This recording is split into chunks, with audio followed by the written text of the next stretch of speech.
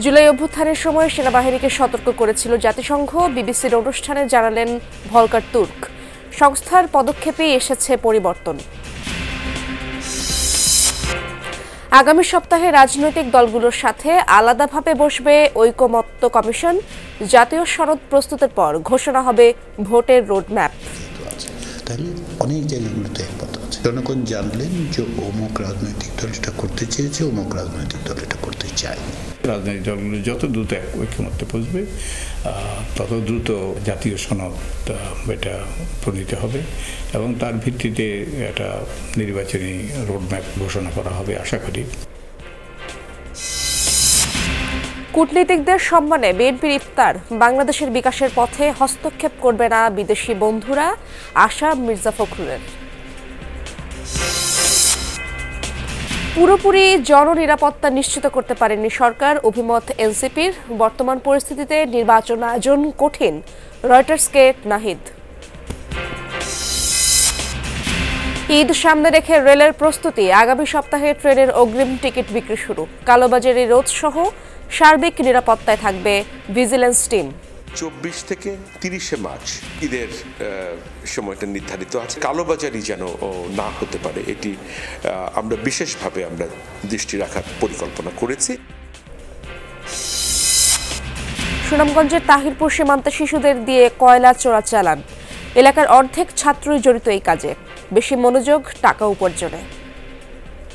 ঠিকমতো আসে না, আসলেও নাই। প্রায়ই দেখা যায় পাহাড় কাছে, পাহাড়ে পাহাড় থেকে এটা কেন হয়। সীমান্তবর্তী এলাকার মানুষদেরকে সচেতন করা হচ্ছে। খুব দ্রুত এই সমস্যার নিরসন সম্ভব হবে। মধ্য আফ্রিকার প্রজাতন্ত্রে বাংলাদেশ সেনাবাহিনীর হাসপাতাল। সুফল পাচ্ছেন স্থানীয় জনগোষ্ঠী। সম্মানসূচক প্রেসিডেন্ট মেডেল পেলেন জেনারেল ওয়াকারুজ্জামান। এই এলাকার জনগণের স্বাস্থ্যসেবা চাহিদা মেটাতে এই ক্লিনিক দারুণভাবে কাজে আসবে। আমরা সত্যিই কৃতজ্ঞ বাংলাদেশ সেনাবাহিনীর কাছে। আমি বিশ্বাস করি আমার দেশের মানুষ সেনাবাহিনীর অবদানের কথা কখনোই ভুলবে না। Our commitment will be there for the people of Central African Republic, for the stability and security of this great country.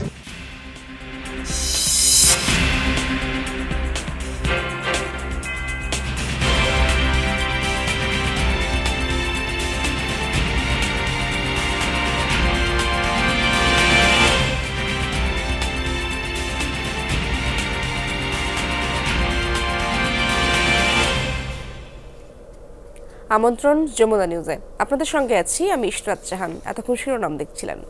সংস্কার ইস্যুতে সব রাজনৈতিক দলের ঐকমত্যের ভিত্তিতে তৈরি করা হবে জাতীয় সনদ, আর এর ভিত্তিতেই জাতীয় সংসদ নির্বাচনের রোডম্যাপ ঘোষণা করা হবে। যমুনা টিভিকে জানিয়েছেন প্রধান উপদেষ্টার নেতৃত্বাধীন জাতীয় ঐকমত্য কমিশনের 2 সদস্য। সংবিধান ও নির্বাচন সংস্কার কমিশনের প্রধান হিসেবে দায়িত্ব পালনকারী ডক্টর আলী রিয়াজ ও ডক্টর বদিউল আলম মজুমদার বলেছেন, আগামী 7 থেকে 10 দিনের মধ্যে রাজনৈতিক দলগুলোর সাথে আলাদাভাবে বসতে যাচ্ছে ঐকমত্য কমিশন। এরই মধ্যে দলগুলোর কাছে সুনির্দিষ্ট এবং গুরুত্বপূর্ণ সুপারিশ পাঠানো শুরু হয়েছে। লাভলি বিথের রিপোর্টে বিস্তারিত। প্রধান উপদেষ্টা ডক্টর মোহাম্মদ ইউনূসের নেতৃত্বে 7 সদস্যের জাতীয় ঐকমত্য কমিশন গঠিত হয়েছে 12 ফেব্রুয়ারি। 6 মাস মেয়াদী এই কমিশনের কার্যক্রম শুরু হয় 15 ফেব্রুয়ারি রাজনৈতিক দলগুলোর সাথে আলোচনার মধ্য দিয়ে। তবে সেটি ছিল অনেকটা পরিচিতিমূলক সভা। এর মধ্যে সুনির্দিষ্ট এবং গুরুত্বপূর্ণ সুপারিশের ছক করে বৃহস্পতিবার থেকে রাজনৈতিক দলগুলোর কাছে 6টি সংস্কার কমিশনের রিপোর্ট পাঠানোর মধ্য দিয়ে আনুষ্ঠানিক কর্মযজ্ঞ শুরু করেছে কমিশন। সংবিধান ও নির্বাচন সংশ্লিষ্ট গুরুত্বপূর্ণ মৌলিক বিষয়গুলো সুপারিশে রাখা হয়েছে। 1 সপ্তাহের মধ্যে দলগুলো প্রাথমিক মতামত জানাবে। এরপর শুরু হবে আলাদা আলাদা বৈঠক। সংসদের উচ্চকক্ষ, যেমন সংসদের এই যে নারীর প্রতিনিধিত্ব, বিরোধী দলকে ডিপটি স্পিকারের পদ দেওয়া, প্রধানমন্ত্রীর টার্ম লিমিট, এক ব্যক্তি একই সাথে প্রধানমন্ত্রী, সংসদ নেতা, দলের প্রধান না হওয়া, এরকম অনেকগুলো প্রস্তাব যেগুলো রাজনৈতিক দলের উপর নির্ভর করবে। কি প্রক্রিয়ার মধ্য দিয়ে ওনারা এটা বাস্তবায়ন করতে চান? এর মধ্যে থাকবে যে গণভোট দিয়ে হতে পারে, নির্বাচনের আগে গণভোটে হতে পারে, কিংবা ধরুন অধ্যাদেশের মাধ্যমে হতে পারে, নির্বাচিত সংসদ পরবর্তী সময় হতে পারে, আবার ধরুন একই সঙ্গে গণভোট এবং নির্বাচন হতে পারে, তো আবার ধরুন আমরা একটা সংসদ যেটা গণপরিষদ হিসেবে কাজ করবে। জাতীয় নাকি স্থানীয় নির্বাচন আগে হবে, এই বিতর্কের পাশাপাশি সংবিধান সংস্কারের বেশ কিছু বিষয়ে ভিন্নমত আছে রাজনৈতিক দলগুলোর মধ্যে। এক্ষেত্রে গুরুত্বপূর্ণ এবং মৌলিক বিষয়ে ঐক্যমত না হলে কি হবে, প্রশ্ন ছিল কমিশনের সদস্যদের কাছে। আন্দোলনের আগে থেকেই বলা হচ্ছে রাষ্ট্র সংস্কারের কথা, অন্ততপক্ষে গত 1 দশক ধরে আমি জানি।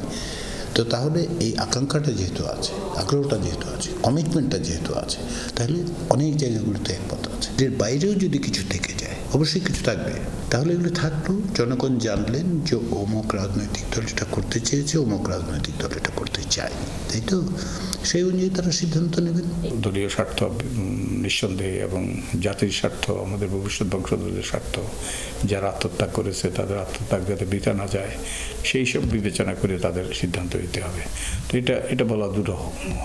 আমরা সেটাই নিরূপণ করার জন্যই আমরা এই প্রক্রিয়া অবলম্বন করেছি। কর্তৃত্ববাদী স্বৈরাচারী শাসন ব্যবস্থায় যেন আর ফিরে না আসে, সংস্কারে এই লক্ষ্যকে গুরুত্ব দিচ্ছে কমিশন। সদস্যরা বলছেন রাজনৈতিক দলগুলোর ঐক্যমতের উপর নির্ভর করছে জাতীয় সনদ ও সংসদ নির্বাচনের রোডম্যাপ। রাজনৈতিক দলগুলো যত দ্রুত ঐক্যমত্যে পৌঁছবে তত দ্রুত একটা যেটা আকাঙ্ক্ষা যে একটা জাতীয় সনদ এটা প্রণীত হবে এবং তার ভিত্তিতে একটা নির্বাচনী রোডম্যাপ হবে, ঘোষণা করা হবে আশা করি। ঐক্যমত কমিশনের সংস্কারের চূড়ান্ত প্রস্তাব বাস্তবায়ন কোন প্রক্রিয়ায় হবে এর সিদ্ধান্ত রাজনৈতিক দলগুলোর উপরই ছাড়ছেন সদস্যরা। তাদের ঐক্যমত ছাড়া এগুলো বাস্তবায়ন করা সমীচীন নয়। লাভলি বিথি, যমুনা নিউজ, ঢাকা। বিশ্বব্যাপী বাংলাদেশের বন্ধু ও অংশীদাররা সম্মিলিত বিকাশের জন্য কোনো ধরনের হস্তক্ষেপ করবে না বলে আশা করেন বিএনপি মহাসচিব মির্জা ফখরুল ইসলাম আলমগীর। রাজধানীতে বিদেশি কূটনীতিকদের সম্মানে আয়োজিত ইফতারে তিনি এই আশা প্রকাশ করেন। বলেন, সুষ্ঠু ও অবাধ নির্বাচনের মাধ্যমে দেশকে গণতন্ত্রের পথে নেয়াই এখন প্রধান লক্ষ্য। বাংলাদেশের রাজনৈতিক ভাগ্য কেবল তার জনগণই নির্ধারণ করবে বলে মন্তব্য করেছেন বিএনপির মহাসচিব মির্জা ফখরুল ইসলাম আলমগীর। বিভিন্ন দেশের কূটনীতিকদের জন্য রাজধানীর গুলশানে আয়োজিত এক ইফতার অনুষ্ঠানে তিনি জানান, বিশ্বব্যাপী বাংলাদেশের বন্ধু এবং অংশীদাররা দেশের সম্মিলিত বিকাশের জন্য অহস্তক্ষেপ, সার্বভৌমত্ব এবং বিরোধের শান্তিপূর্ণ সমাধানের বিশ্বব্যাপী নিয়মগুলোকে সম্মান করবে। We also want to ensure that Bangladesh's political fate will be decided by only its people. We expect that our global friends and partners will respect the global norms and non-interference, sovereignty and peaceful resolution of dispute for our collective growth. Mirza Fakhrul আরও জানান, বাংলাদেশের জনগণ ভয়, নিপীড়ন এবং রাজনৈতিক অনিশ্চয়তামুক্ত একটি ভবিষ্যতের দাবিদার। এক্ষেত্রে একটি অবাধ ও সুষ্ঠু নির্বাচনের মাধ্যমে গণতন্ত্রের দ্রুত প্রত্যাবর্তন করাই এখন মূল লক্ষ্য। We are reminded of the values of justice, resilience and unity. The people of Bangladesh deserve a future free from fear, oppression and political uncertainty. The path forward is clear: a swift return to democracy through a free and fair election. এদিকে পল্লবীতে ইফতার সামগ্রী বিতরণ অনুষ্ঠানে যোগ দেন বিএনপির senior যুগ্ম মহাসচিব রুহুল কবির রিজভী। সেখানে তিনি বলেন, অন্তর্বর্তী সরকারের কাছে এখন জনগণের চাওয়া সুষ্ঠু নির্বাচন। জনগণ 17 বছর ধরে ভোট দিতে পারেনি। জনগণের পক্ষ থেকে দাবি যে কবে অবাধ সুষ্ঠু নির্বাচন হবে, কিন্তু এই সরকার ওই ডেটটা দিতে নারাজ। বহুদিন বলার পর মাস বলেছেন ডিসেম্বর, কিন্তু সরকার তো তারিখও বলতে পারে যে অত তারিখ বা অত তারিখের মধ্যে, কেন বলে? আইনের শাসন নিশ্চিত থাকলে দেশে মব কালচার তৈরি হতো না বলে মন্তব্য করেন রুহুল কবির রিজভী। মনে হয় যে অন্তর্বর্তীকালীন সরকারের ভিতরেও কিছু বিএনপি বিদ্বেষী উপদেষ্টা রয়েছে। অলক হাসান, যমুনা নিউজ, ঢাকা। বাংলাদেশের বর্তমান পরিস্থিতিতে নির্বাচন আয়োজন সম্ভব নয়। বুধবার বার্তা সংস্থা রয়টার্সকে দেয়া এক সাক্ষাৎকারে একথা বলেছেন নবগঠিত জাতীয় নাগরিক পার্টির আহ্বায়ক নাহিদ ইসলাম। অন্তর্বর্তী সরকার পুরোপুরি জননিরাপত্তা নিশ্চিত করতে পারেনি বলে দাবি তার। এদিকে বৃহস্পতিবার সন্ধ্যায় জাতীয় নাগরিক পার্টির গণ ইফতার শেষে নাহিদ ইসলাম দ্রব্যমূল্য নিয়ন্ত্রণ ও জননিরাপত্তা নিশ্চিতের আহ্বান জানান। অন্তর্বর্তী সরকারের উপদেষ্টা পদ ছেড়ে নতুন দল জাতীয় নাগরিক পার্টির আহ্বায়কের দায়িত্ব নিয়েছেন নাহিদ ইসলাম। বার্তা সংস্থা রয়টার্সকে দেয়া সাক্ষাৎকারে নাহিদ ইসলাম জানিয়েছেন, অভ্যুত্থানের পর যে রাজনৈতিক শক্তি তৈরি হয়েছে তাকে সুসংগঠিত করতেই পদত্যাগ করেছেন তিনি। আমাদের তো গণঅভ্যুত্থানের শুরুতে বা পরেও খুব পরিকল্পনা ছিল না যে আমরা সরকার গঠন করব, আমরা নিজেরাই সরকারের পার্ট হব। এটা প্রেক্ষাপটে আমাদের উপরে এই দায়িত্বটা এসেছে নেতৃত্বের কারণে। ন্যাশনাল ইন্টারেস্টের জায়গা থেকে এই মুহূর্তে বাংলাদেশে আরেকটি রাজনৈতিক দল গড়ে তুললে এটা এই প্রজন্মের আকাঙ্ক্ষাকে ধারণ করতে পারবে এবং আমাদের যে গণতান্ত্রিক উত্তরণের কথা আমরা বলতেছি সেই ক্ষেত্রে সহায়ক হবে। বাংলাদেশের বর্তমান আইন শৃঙ্খলা পরিস্থিতিতে জাতীয় নির্বাচন আয়োজন সম্ভব নয় বলেও জানান নাহিদ ইসলাম। ল অ্যান্ড অর্ডারটা স্বাভাবিক হওয়া, আমাদের যে পুলিশিং সিস্টেমটা সেটা একটা স্বল্পমেয়াদী সংস্কারের মধ্য দিয়ে গিয়ে সক্রিয় হওয়া, সেটার কিছুটা উন্নতি ঘটেছে, কিন্তু আমাদের প্রত্যাশিত জায়গায় বা জননিরাপত্তার জায়গাটা এখনো নিশ্চিত করা যায়নি। এই এখন যে ল অ্যান্ড অর্ডার সিস্টেম বা পুলিশিং ব্যবস্থা, ঠিক এই অবস্থায় কিন্তু আসলে একটা জাতীয় নির্বাচন সম্ভব নয় বাংলাদেশে, আমি মনে করি। এদিকে সন্ধ্যায় জাতীয় নাগরিক পার্টির গণ ইফতার আয়োজনে নাহিদ ইসলাম বলেন, আকাঙ্ক্ষা অনুযায়ী আইন শৃঙ্খলার উন্নতি ঘটেনি। একই সাথে আইন হাতে তুলে না নেওয়ার আহ্বানও জানান তিনি। আমাদের সমাজে এখন আমরা নানা রকম অস্থিরতা দেখতে পাচ্ছি, আইন শৃঙ্খলার পরিস্থিতিরও উন্নয়ন ঘটেনি আমাদের আকাঙ্ক্ষা অনুযায়ী। তো আমাদের আহ্বান থাকবে এবং আমাদের প্রত্যাশা থাকবে আমরা সকলেই সহযোগিতা করব এবং পুলিশকে অবশ্যই সক্রিয় হতে হবে, পুলিশের কাজটা পুলিশকেই করতে দিতে হবে, আমরা নিজেরা কেউ আইন হাতে তুলে নেব না। রমজানে দ্রব্যমূল্য নিয়ন্ত্রণে রাখার পাশাপাশি সড়কে জনগণ যেন নিরাপদে চলাচল করতে পারে সে বিষয়ে পদক্ষেপ নিতে অন্তর্বর্তী সরকারের প্রতি আহ্বান জানান Nahid Islam. Lamia Tithi, Jamuna news, Dhaka. July August গণ অভ্যুত্থানের সেনাবাহিনীকে সতর্ক করেছিল জাতিসংঘ। আন্দোলন থামাতে দমন পীড়নে অংশ নিলে বন্ধ হয়ে যেতে পারে শান্তিরক্ষা মিশনে অংশগ্রহণ দেওয়া হয়েছিল এমন সতর্কবার্তা। বিবিসির হার্ট টক অনুষ্ঠানে দেওয়া সাক্ষাৎকারে এমনটাই জানিয়েছেন জাতিসংঘের মানবাধিকার বিষয়ক হাই কমিশনার ভলকার তুর্ক। অনুষ্ঠানে আন্তর্জাতিক আইন মেনে বিভিন্ন দেশের সংকট সমাধানে জাতিসংঘের ভূমিকা নিয়ে আলোচনা চলাকালে বাংলাদেশের প্রসঙ্গ টেনে এমন মন্তব্য করেন তিনি। বুধবার ব্রিটিশ গণমাধ্যম বিবিসির ওয়েবসাইটে প্রকাশ করা হয় সাক্ষাৎকার ভিত্তিক অনুষ্ঠান বিবিসি হার্ট টকের নতুন পর্ব। পডকাস্টে অংশ নেন জাতিসংঘের মানবাধিকার বিষয়ক high commissioner Volker Turk.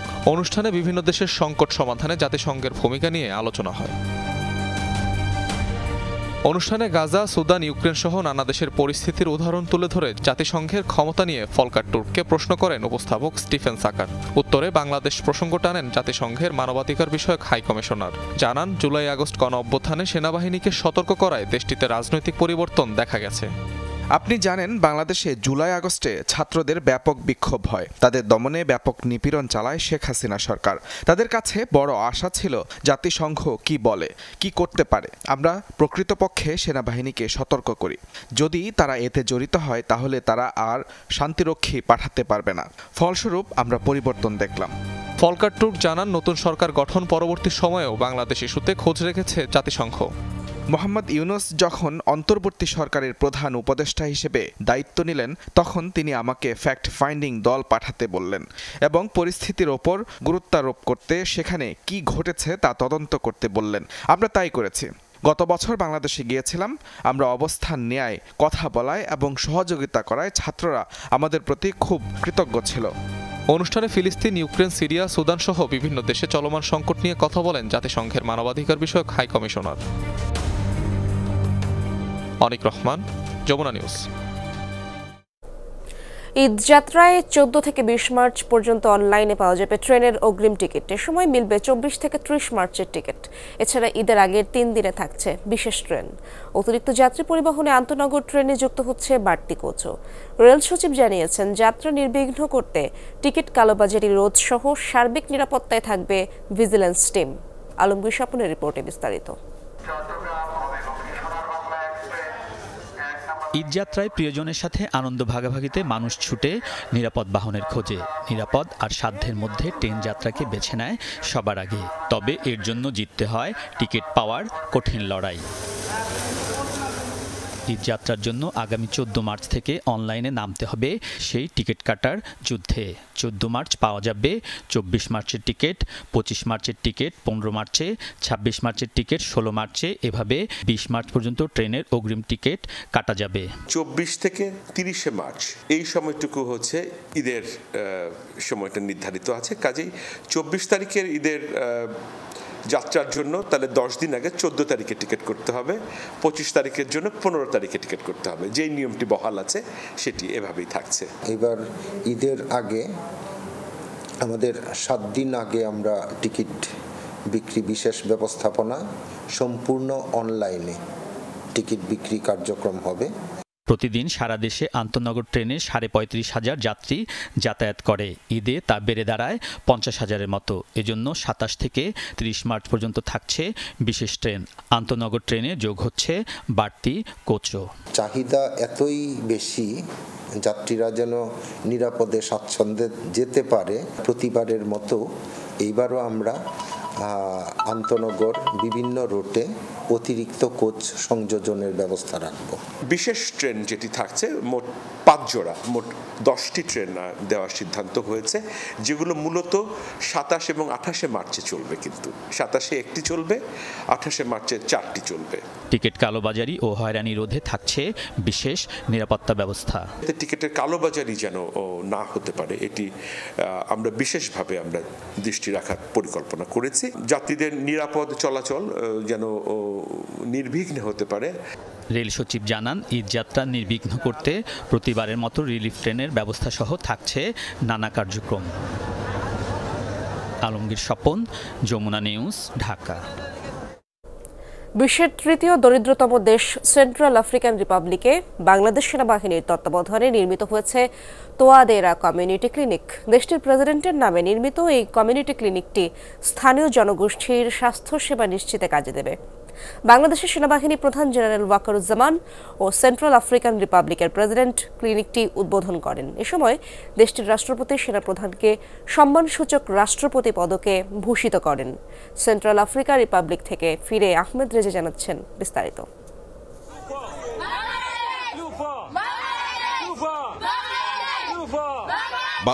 Bangladesh ধ্বনিতে মুখরিত সেন্ট্রাল আফ্রিকান রিপাবলিকের রাজধানী বাঙ্গুই যেন আবেগ, উচ্ছ্বাস আর প্রাপ্তি ধরা দেয়ার অনন্য বহিঃপ্রকাশ।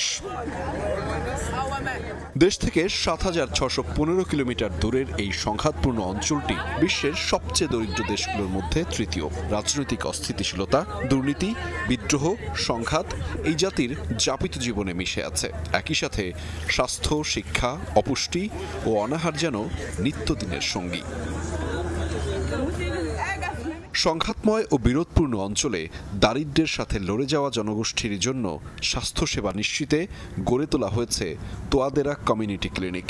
শান্তিরক্ষী কার্যক্রমের মাধ্যমে যার পুরো অর্থায়ন ও নির্মাণ করেছে বাংলাদেশ সেনাবাহিনী।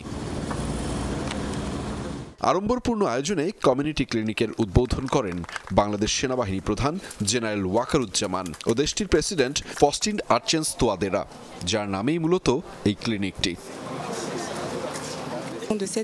এই এলাকার জনগণের স্বাস্থ্যসেবা চাহিদা মেটাতে এই ক্লিনিক দারুণভাবে কাজে আসবে।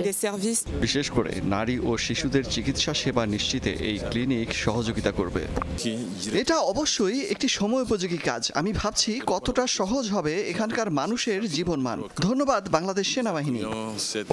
বিরোধপূর্ণ অঞ্চলে বাংলাদেশের সেনাবাহিনীর এই কাজটি সত্যিই প্রশংসার দাবিদার। চিকিৎসা সেবা মিলতে এটা কার্যকরী ভূমিকা রাখবে। বিভিন্ন রোগের চিকিৎসা সেবা প্রদান সহ এই ক্লিনিকে থাকছে অস্ত্রোপচার, ওষুধ সরবরাহ ও চিকিৎসা নেয়ার নানা আনুষঙ্গিকতা। একই সাথে রয়েছে একদল দক্ষ চিকিৎসকও।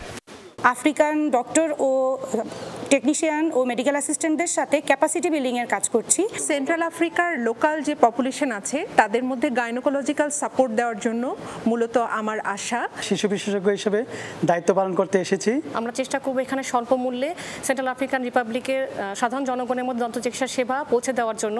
বিরোধপূর্ণ অঞ্চলে বাংলাদেশ সেনাবাহিনী শান্তি প্রতিষ্ঠা ও সংকট মোকাবেলায় ধারাবাহিকতা ধরে রেখেছে বলে জানান সেনাপ্রধান জেনারেল ওয়াকারুজ্জামান। বলেন, আগামী প্রজন্মের জন্য শান্তি ও সমৃদ্ধি অব্যাহত রাখতে সহযোগিতা চলমান রাখবে বাংলাদেশ সেনাবাহিনী। We will continue to sacrifice our life. Our commitment will be there for the people of Central African Republic, for the stability and security of this great country, this great nation. Together, let us continue to build a future of peace and prosperity for generations to come. Central African রিপাবলিকের president Faustin Archange Touadera জানান, দারিদ্র্যপীড়িত এলাকায় স্বাস্থ্য খাতে এমন সহযোগিতার কথা তার দেশের জনগণ কখনোই ভুলবে না। আমরা সত্যিই কৃতজ্ঞ বাংলাদেশ সেনাবাহিনীর কাছে। আমি বিশ্বাস করি আমার দেশের মানুষ সেনাবাহিনীর অবদানের কথা কখনোই ভুলবে না। বাংলাদেশের সাথে দ্বিপাক্ষিক সম্পর্ক আরও জোরদারে আমরা আগ্রহী। বেশ কিছু বিষয়ে আলোচনাও চলছে আমাদের। এ সময় বাংলাদেশের সেনাপ্রধানকে সম্মানসূচক প্রেসিডেন্ট মেডেল প্রদান করা হয়। বিশ্বের বিরোধপূর্ণ অঞ্চলে শান্তি প্রতিষ্ঠায় আলাদা সুনাম রয়েছে বাংলাদেশ সেনাবাহিনীর। একই সাথে স্থানীয়দের জীবনমান উন্নয়নে কাজ করে যাচ্ছে বাহিনীর সদস্যরা।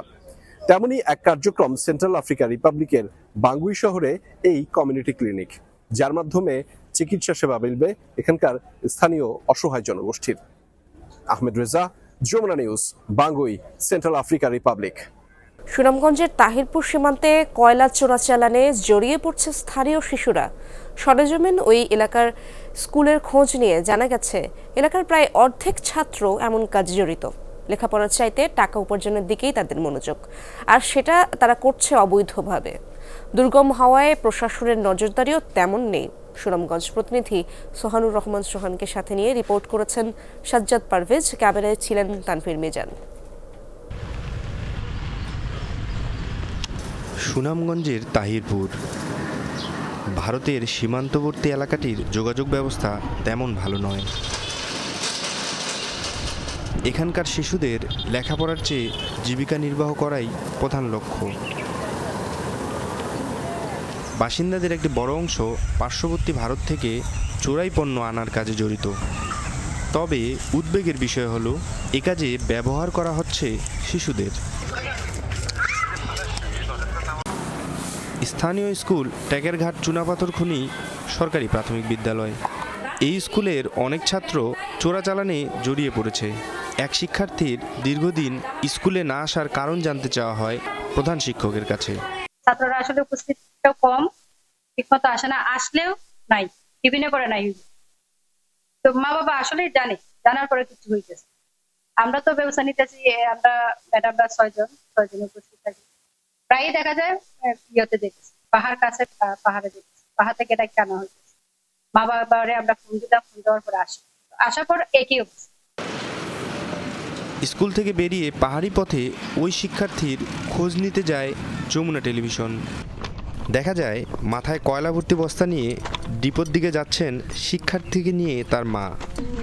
এটার মধ্যে কি আনছেন? ও, কোথেকে নিয়ে আসলেন মাথায় করে? আমি তো দেখলাম এরা কল্লা থইরা কইরা কয়লা এগুলো ভবিষ্যৎ নষ্ট করে দিরা।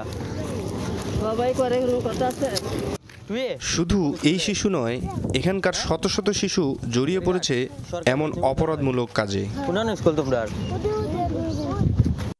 মূলত ভারতের খনি থেকে চোরাই পথে কয়লা আনার কাজ করে তারা। মাঝে মধ্যে শিক্ষকরা ক্লাসে এনে বসালেও তাতে কাজ হয় না। ব্যবস্থা নিয়েছি আমরা, মা সমাবেশ টাকা হয়েছে, অভিভাবক সমাবেশ টাকা হয়েছে, তাদেরকে বলা হয়েছে, কিন্তু তারা বলছে ব্যবস্থা ছাত্ররা যাতে না যায় সেদিকে খেয়াল রাখে, কিন্তু দেখা যায় একই অবস্থা। শিশুদের নিয়ে কাজ করা ভারতীয় এই সমাজকর্মী এর কারণও ব্যাখ্যা করলেন। এখানে নেপাল ও বাংলাদেশের সীমান্তবর্তী এলাকার মানুষরা ভারতের খনিগুলোতে কাজ করে। তারা লোভনীয় অর্থের বিনিময়ে এখানে আসে। বিভিন্ন সময় খনিগুলোতে দুর্ঘটনায় অনেকেই নিহত হয়েছে। এসব ঘটনা মিডিয়ায় আসে না। সীমান্তে নজরদারির অভাব অভিযোগ করেন স্থানীয়রা। বিজিবি সার্বক্ষণিক প্রচেষ্টা চালিয়ে যাচ্ছে যেন কেউ অবৈধভাবে ভারতের অভ্যন্তরে প্রবেশ করতে না পারে। সীমান্তবর্তী এলাকার মানুষদেরকে সচেতন করা হচ্ছে। এছাড়াও বিভিন্ন জীবিকা নির্বাহের উপকরণ যেমন মাছ ধরার উপকরণ বিতরণ করা হচ্ছে, মেডিকেল ক্যাম্পেইন পরিচালনা করা হচ্ছে। তো আমরা আশাবাদী খুব দ্রুত এই সমস্যার নিরসন সম্ভব হবে। 2025 সালের জরিপ বলছে এই ট্যাগের ঘাটে শিশুর সংখ্যা 568 জন। 206 জন স্কুলে গেলেও বাকিরা যান না। সাজ্জাদ পারভেজ, যমুনা নিউজ, সুনামগঞ্জ। মাগুরায় বোনের বাড়িতে বেড়াতে গিয়ে ধর্ষণের শিকার হয়েছে 4র্থ শ্রেণীর এক ছাত্রী। এই ঘটনায় প্রতিবাদ জানিয়ে বিক্ষোভ মিছিল করেছে এলাকাবাসী। বৃহস্পতিবার রাতে মাগুরা সদর থানার সামনে বিক্ষোভ করা হয়। এই সময় তারা ধর্ষণের সাথে জড়িত হিটু মিয়ার শাস্তির দাবি জানায়। পুলিশ জানায় কয়েকদিন আগে শিশুটি তার বোনের শ্বশুরবাড়িতে বেড়াতে যায়। সেখানে শিশুটিকে একা পেয়ে বৃহস্পতিবার দুপুরে বোনের শ্বশুর হিটু মিয়া তার উপর পাশবিক নির্যাতন চালায়। পরে শিশুটি অসুস্থ হয়ে পড়লে তাকে মাগুরা সদর হাসপাতালে ভর্তি করা হয় এবং সেখানে তার অবস্থার অবনতি হলে উন্নত চিকিৎসার জন্য তাকে ঢাকায় আনা হয়। অভিযুক্ত হিটু মিয়াকে আটক করা হয়েছে। আমার বোনের শ্বশুর মেন আসামি, উনি এই কাণ্ডটা ঘটায়। তা রাতের বেলায় জিনিসটা হয়, হওয়ার পরে সকালবেলায় মেয়ের শাশুড়ি মানে আমার বোনের শাশুড়ি ওকে নিয়ে হাসপাতালে যায়। মামলা করছে হইলো আমার ফুবু আর হইলো বোন। ব্যাংক হিসেবে প্রায় 14,500 কোটি টাকার লেনদেন, 400 বিঘা জমি এবং 10-এর অধিক ফ্ল্যাট, এমন সম্পদের পাহাড় সাবেক এক ইউপি চেয়ারম্যানের। তিনি নারায়ণগঞ্জের ব্রাহ্মণদী ইউনিয়নের লাখ মিয়া। টানা 3বার বিনা প্রতিদ্বন্দ্বিতায় হয়েছিলেন জনপ্রতিনিধি। তার পাহাড়সম দুর্নীতিতে সহায়তা করেছেন তার স্ত্রী মাহমুদা বেগম। তাদের দুজনের নামেই মামলা করেছে দুদক। দর্শক, আজ এক রাজা এবং রাজপ্রাসাদের গল্প শুনবো আপনাদের। যে প্রাসাদের মালিক কোনো বিদেশি রাজা বাদশা নয় কোনো দেশীয় জমিদার, যিনি একজন ইউনিয়ন পরিষদের চেয়ারম্যান, যার বিরুদ্ধে প্রায় 14,500 কোটি টাকার অস্বাভাবিক লেনদেনের অভিযোগ রয়েছে। প্রাসাদ প্রমো যে বাড়িটি দেখা যাচ্ছে তার মালিক নারায়ণগঞ্জের ব্রাহ্মণদী ইউনিয়নের চেয়ারম্যান লাখ মিয়া। প্রায় 15 বিঘা জমিতে গড়ে তুলেছেন নিজের রাজপ্রাসাদ। বাড়ির ভেতরে পুকুর, ফোয়ারা এবং জলসাগর সবকিছুরই ব্যবস্থা রয়েছে।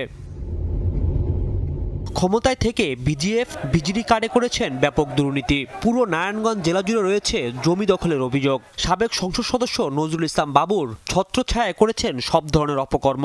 নানা ধরনের দুর্নীতি ও সন্ত্রাসের অভিযোগে গত 26 ফেব্রুয়ারি গ্রেপ্তার হন এই ইউপি চেয়ারম্যান।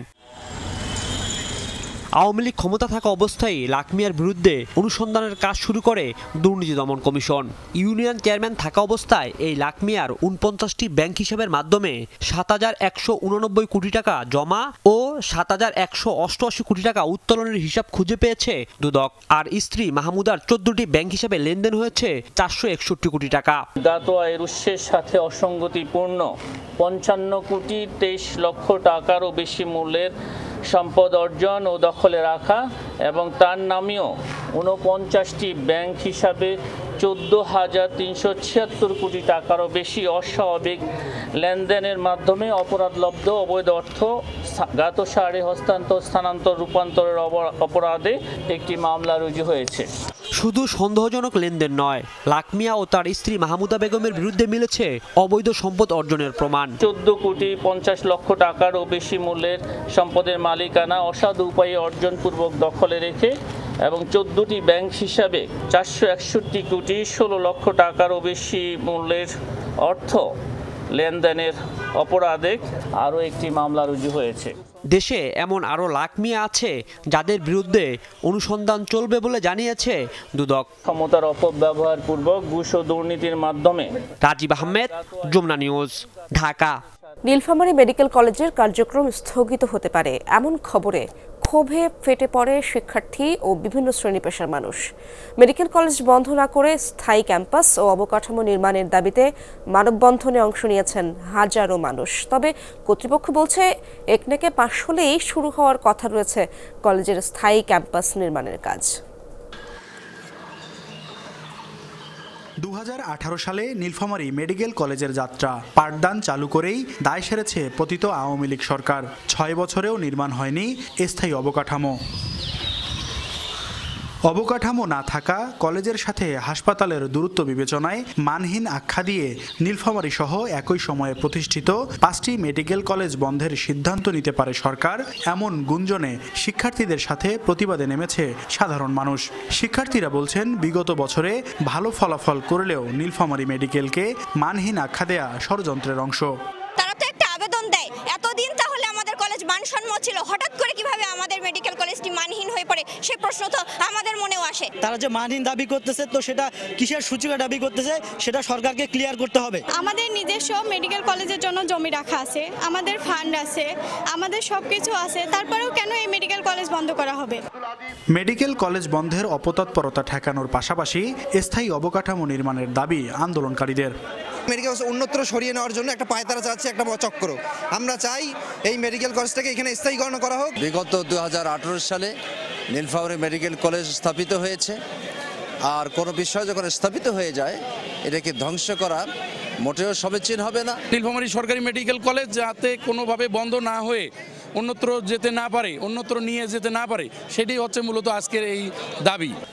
অধ্যক্ষ জানালেন স্থায়ী ক্যাম্পাস নির্মাণে জমি নির্ধারণ ও মাস্টার প্ল্যান অনুমোদন করা হয়েছে। একনেকে পাশ হলেই শুরু হবে উন্নয়ন কাজ। এই জমির ডিজিটাল সার্ভে সম্পন্ন হয়েছে, তবে এই প্রকল্পটি এখনো একনেকে অনুমোদিত হয়নি। এই অনুমোদন একনেকের অনুমোদন পেলে এই প্রকল্পটি হয়তো বাস্তব রূপ লাভ করবে। 2021-22 শিক্ষাবর্ষে রাজশাহী মেডিকেল বিশ্ববিদ্যালয়ের অধিভুক্ত 24টি শিক্ষা প্রতিষ্ঠানের মধ্যে প্রথম স্থান অধিকার করে Nilphamari medical college. Mahmud Rafin, Jamuna news, Nilphamari. নেত্রকোনায় পল্লী বিদ্যুৎ কর্মকর্তাকে ঘুষ না দেয়ায় গভীর নলকূপের সংযোগ বিচ্ছিন্ন করার অভিযোগ উঠেছে। এতে সেচের অভাবে পতিত হয়ে পড়েছে প্রায় 25 একর জমি। চাষের মৌসুমেও পানির অভাবে ফসল ফলাতে পারছেন না কৃষকরা। ভুক্তভোগী আদালতে মামলা করলেও সুরাহা মেলেনি। মৌসুমে প্রতি বছরই সবুজ ফসলে ঢাকা পড়ত বিস্তৃত এই মাঠ, অথচ এখন জমিগুলো খরার কবলে ধারণ করেছে বিবর্ণ রূপ। নেত্রকোনার কলমাকান্দা উপজেলার বৈঠাখালী গ্রামের প্রায় 25 একর জমি সেচের অভাবে পতিত হয়ে পড়েছে। সেচ প্রকল্পের জন্য 2020 সালে এখানে গভীর নলকূপের সংযোগ নিয়েছিলেন স্থানীয় কৃষক হুমায়ুন কবির। সেই সংযোগ থেকেই সেচ দেয়া হতো শতাধিক কৃষকের জমিতে। সেচ দিয়ে আমরা এই জমিন করবো, আমরা এই জমিন করলে আমরা কিছু ফলাফল খাইতে পারি, চলতে পারি। জমি করতে পারি না, এই সাইডে জমি করতে পারি না, বুঝছেন, জমি করতে পারি না। এরপরে 2-4 কাঠা লাগাইছি, এটাও আমার মাঠ। বিপত্তি বাধে 2023 সালে হুজাইল মুন্সি নামের এক ব্যক্তি পল্লী বিদ্যুতে নতুন সেচ সংযোগের জন্য আবেদন করেন। 800 মিটারের মধ্যে একাধিক সংযোগ দেওয়ার নিয়ম না থাকলেও হুমায়ুনের পর হুজাইলকেও দেওয়া হয় নলকূপ বসানোর অনুমতি। এ নিয়ে কর্তৃপক্ষের কাছে অভিযোগ করলে বন্ধ করা হয় হুজাইলের সংযোগ। এরপর বকেয়া বিলের অজুহাতে হুমায়ুনের সংযোগটিও বিচ্ছিন্ন করা হয়। সেই থেকে সেচ সংকট চলছে এলাকায়। হুমায়ুন কবিরের লাইনটা দিয়ে আমরা বুড়ো গৃহস্থী করতেছি। হুজাইল মুন্সি এই কোনো লাইন তারা পায় নাই, অনুমোদন দেয় নাই।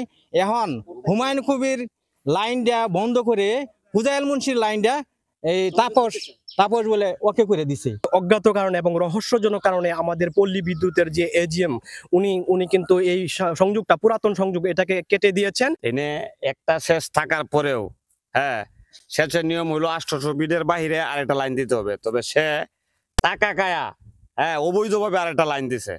হুমায়ুনের দাবি, বিচ্ছিন্ন লাইন পুনরায় ফিরিয়ে দিতে ঘুষ দাবি করেন পল্লী বিদ্যুতের কর্মকর্তারা।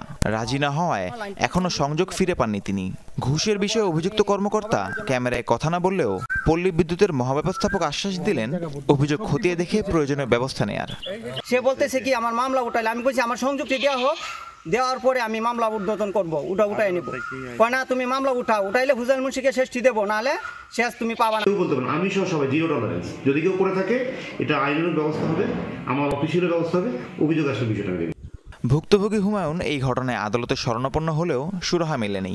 দ্রুত সমস্যা সমাধানের আশ্বাস দিলেন জেলা প্রশাসক। তো বিষয়টা যেহেতু আমাদের নলেজে আসছে, আমি লোকাল প্রশাসনকে বিষয়টা দ্রুতই তদন্ত করে ব্যবস্থা করার জন্য আমি বলে দেব। পতিত কৃষি জমি সেচের আওতায় আনতে দ্রুত পল্লী বিদ্যুতের সেচ সংযোগ ফিরিয়ে দেওয়ার দাবি চাষিদের। রাহিম সারোয়ার, যমুনা নিউজ। মেয়েদের ঈদ পোশাকের ক্ষেত্রে আলাদা জায়গা জুড়ে আছে সালোয়ার কামিজ। অন্য পোশাক কেনা হলেও সালোয়ার কামিজ না হলে ঈদের আনন্দ যেন ঠিক জমে না। আরামদায়ক হয় ঘরে বাইরে সব জায়গায় প্রচলিত সালোয়ার কামিজ উৎসবেও মানানসই। তাই আবহাওয়াকে প্রাধান্য দিয়ে কাপড় সিলেকশন ও ডিজাইনে ভিন্নতা এনেছে ফ্যাশন হাউসগুলো। প্রতি বছরই ঈদ মৌসুমে পোশাকে বৈচিত্র্য আনে ফ্যাশন হাউসগুলো। তার মধ্যে সালোয়ার কামিজের ডিজাইনে চোখে পড়ে নতুনত্ব। এবারও রমজানের শুরুতে দেশের ফ্যাশন হাউসগুলোতে শোভা পাচ্ছে ঈদের নতুন পোশাক। গত কয়েক বছরের মতো এবারের ঈদেও ক্রেতাদের আগ্রহের কেন্দ্রে রয়েছে সুতি কাপড়ের তৈরি সালোয়ার কামিজ কিংবা কুর্তি। তবে সুতির পাশাপাশি পছন্দের তালিকায় আরও রয়েছে সিল্ক, জর্জেট, টিস্যু, অর্গানজা কাপড়ের salwar kameez. Long, semi long, straight pattern প্রাধান্য পেয়েছে পোশাকের ক্ষেত্রে। অর্গানজা টাইপের কামিজ খুঁজছি, কারণ ওগুলো আজকালকে চলছে অনেকের জন্য। আর কালার্স আই উড সে এরকম সম্বার কালার্স আমার খুব ভালো লাগে। আমার নর্মালি একটু হালকা লাইট কালার এরকম টাইপের কালারগুলো পছন্দ, অ্যান্ড কমফোর্টেবল তো অবশ্যই। কটন ফেব্রিক্সটা খুব প্রাধান্য দেওয়া হয়েছে। এর মধ্যে আবার আপনার এক্সক্লুসিভ কিছু ড্রেস আনা হয়েছে। তো কাস্টমারের অনেক কিছু চাহিদা মিলেই আমাদের এই কালেকশনটা করা হয়েছে। ঈদে জমকালো কিংবা ভারী পোশাকের চেয়ে আরাম আর স্বস্তির উপরই বেশি নজর ফ্যাশন সচেতনদের। রঙের ভিন্নতা থাকলেও হালকা রঙের পোশাক প্রাধান্য পাচ্ছে বেশি। তবে লং কামিজের মতো লম্বা আর ঢিলে ডালা কুর্তিও পছন্দ অনেকের। সাধারণত থ্রি পিস যেহেতু নর্মালি সবসময় পরা যায়, এই জন্য থ্রি পিসটাই বেশি প্রেফার করা হয়। যেহেতু কিছুদিন পর সামার, তো থ্রি পিসটাই হচ্ছে বেশি পরা হয়। আর কটনের কাপড়গুলো হচ্ছে পরে আরামদায়ক। আমি হচ্ছে একটু ডিপ কালার পছন্দ করি, সো আমি ডিপ কালারের মধ্যে কিছু নিতে যাচ্ছি। যেহেতু গরমের ভিতর পড়েছে, সেই জন্য আমরা আসলে কটনের কালেকশনটা বেশি করে থাকছি আর কি। তার পাশাপাশি সিল্কের কালেকশনও আছে। হাল ফ্যাশন দ্রুত বদলাচ্ছে। ক্রেতারা স্বাধীনভাবে নিজেদের সিদ্ধান্ত নিচ্ছেন। তাই ফ্যাশন হাউসগুলো ক্রেতার চাহিদার কথা মাথায় রেখেই সাজানো হয়েছে। সৌরভী সায়দা, যমুনা নিউজ, ঢাকা।